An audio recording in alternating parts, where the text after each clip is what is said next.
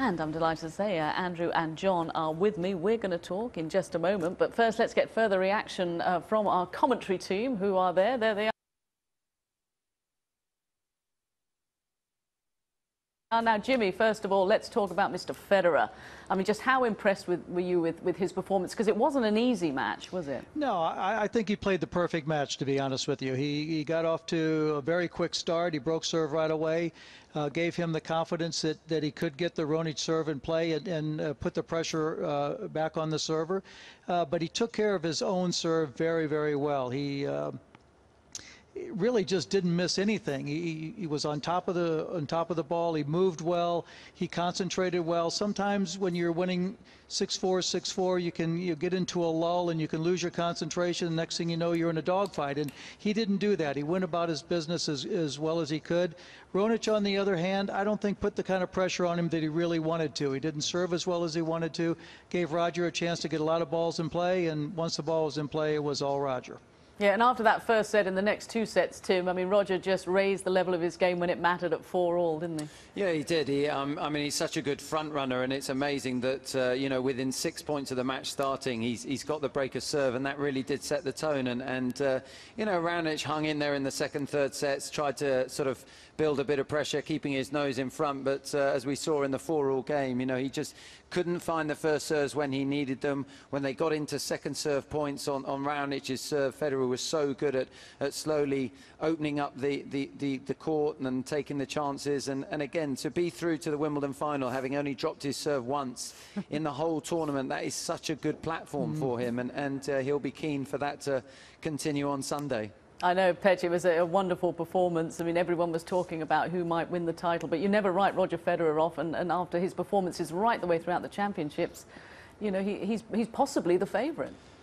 Yeah, I mean, I think possibly, I mean, in that respect, in terms of, you know, he quite likes the matchup with Novak in particular, not in the same way that he struggles with Rafa. So I think already mentally going into that final, you know, that's going to be something that, you know, he's going to enjoy. But you know what you see today is you don't hand these trophies to people that don't have an awful lot to their game. I mean, so many layers to their game, like Jimmy had, and you know, like Pete obviously over the years, and Roger has. You know, Raonic is a tremendous player, and he's only going to get better. But in those games where he struggled to find first serves, he was in his comfort zone sitting back, and Roger knew that, you know, that was his moment to strike, and he struck perfectly.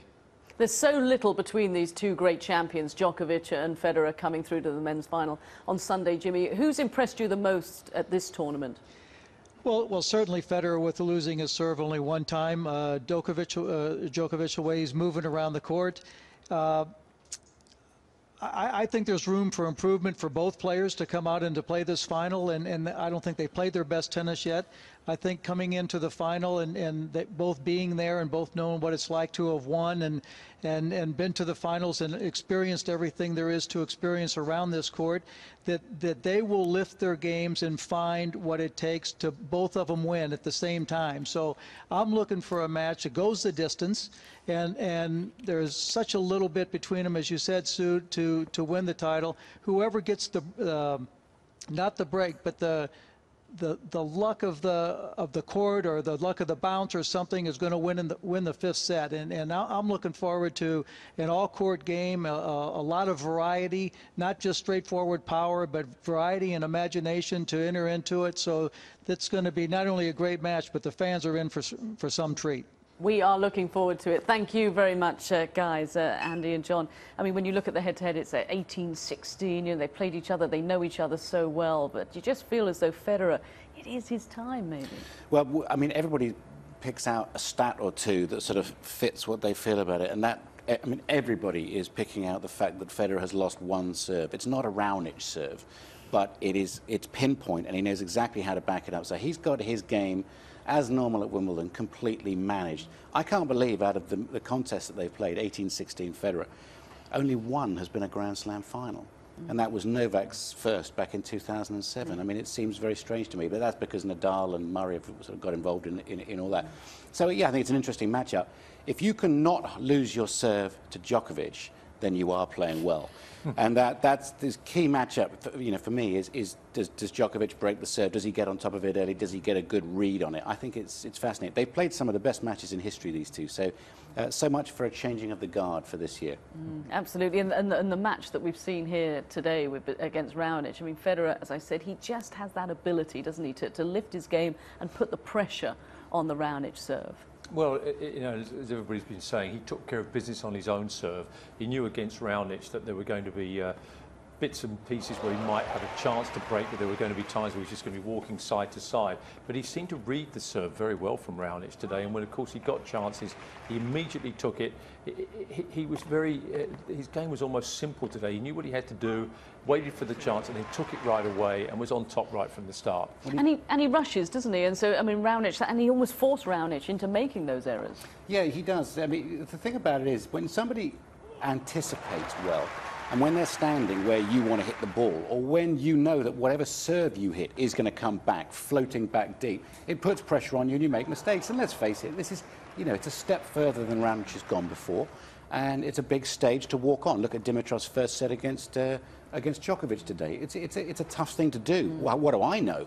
I mean, but it's a tough opponent. And Federer, he's taken apart big servers before. Philippoussis and Roddick in countless Wimbledon finals, and just making Raonic play that extra ball is enough. Personally, I'm just very pleased to see the Federer-Djokovic final. I think with Raonic it would have been a bit samey. With the greatest of respect to a very fine player, we've got an absolute box office matchup for Sunday. No, absolutely. And also, as far as Raonic is concerned, as Andy said, first Wimbledon semi-final, he's going to come back. He's going to learn from this experience and move on, because he is one of those tipped to really be at the top in years to come. He is, and he's got two of the best coaches in his corner. He's got a good group, and what they'll do is they'll take him away from that match and they'll look at it and they'll say, we've got to get a little bit more variety. We have to have a backup plan, a B and a C plan, if things don't go right. Things didn't go right today, and he just kept on the same path, and it wasn't good enough with playing Federer, but he needs some extra tricks. He needs to get a little bit more variety in his game. He's got the big weapons, we know that, but he has to have a backup plan if that weapon is slightly off, and he didn't show that today. And you think that Ivan Lubicic, he's a smart player, he's going to have some plans for him. They haven't had long together. And so too Riccardo Piatti, who's the other part of that team. Defence, he just needs a bit more of that, and then he's going to be an even bigger monster on these courts. Well, he's going to move to world number 6, and that's going to be a career high for him. But Roger, back up to world number 3, and if you look at his record here at Wimbledon, I mean, where do we start here? Look at this. That's his semi-final record. As I said, 9 Wimbledon semi-finals. He's only lost 1 set. And you look at the variety of the players that he's beaten. Yeah. Roddick, 7-6, 6-3, 6-3. What have we got? Grosjean, we've got a little one at the back. We've got a scamperer, Leighton Hewitt, who tries everything. Bjorkman, half volleying the Federer serve. We've got Gasquet flashing backhand. Safin taking his Russian attitude out there. He's beaten one and all. Bring him on. I know, and also he loves the record. I mean, he's saying, oh, look, what would it mean? Well, of course, it would be great, but for him to be the sole owner of 8 Wimbledon titles would mean the world, wouldn't it? Well, it's ridiculous. It's like Nadal. It's like Rafa and it's like Nadal and the French. You look at it sometimes, you see the number and you go, that's not possible. And it's not possible what Roger's done. And if he does it again on Sunday, well, he's in the record books forever, and no one will ever break it. But we've said that before. Well, he's had to wait a bit for this one. Well, he has. I mean, was it Wimbledon 2012? There was the Australian before that. So it's 4 years. Yeah. And he just hasn't had a vast amount of success in that time. He's trying to hang on. I mean, what is old age?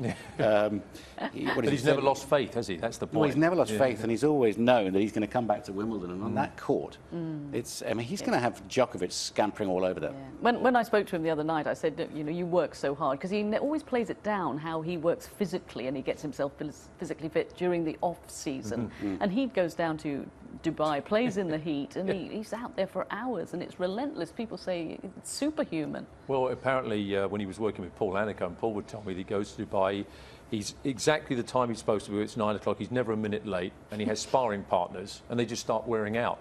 He just 4 out, 2 out, you're off, and 3 hours, next one, and he just keeps on in 4 hours in that heat. Borg was like that with the Swedish Davis Cup team. He would take them on one by one on clay over 5 sets, and when they flaked away and were having cardiacs, got the next one on, and they were handy on clay. So when I'm watching Federer warm up and getting ready for these matches, it is amazing because he looks quite slight on the TV.